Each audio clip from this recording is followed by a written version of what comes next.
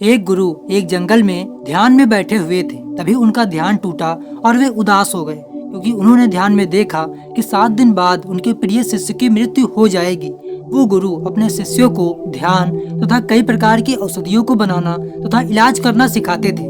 जब उन्होंने अपने शिष्य का भविष्य देखा तो उन्होंने अपने शिष्य को बुलाया और कहा कि मैं चाहता हूँ कि तुम 6 से 7 दिनों के लिए अपने घर चले जाओ। तब शिष्य ने पूछा कि आप अचानक मुझे घर जाने को क्यों कह रहे हैं? तो गुरु ने बताना नहीं चाहा, लेकिन जब शिष्य नहीं माना तो गुरु ने सच बता दिया और ये भी कहा कि 7वें दिन शाम तक यहाँ वापस आ भी जाना।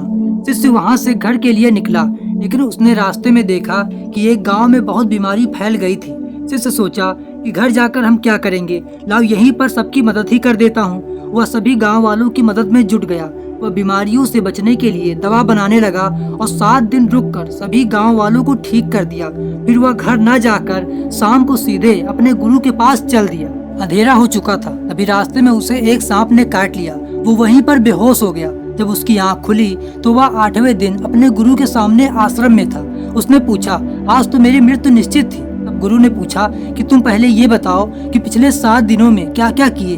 उसने सारी बातें बताई। तब गुरु ने कहा कि कोशिश करने वालों की जीत पक्की होती है, क्योंकि तुमने नई दवा बनाने के लिए बहुत सारी जड़ी बूटियों को खाया, जिससे तुम्हारा शरीर थोड़ा बहुत जहर का आदी हो गया और सांप का जहर तुम्हें नहीं मार पाया।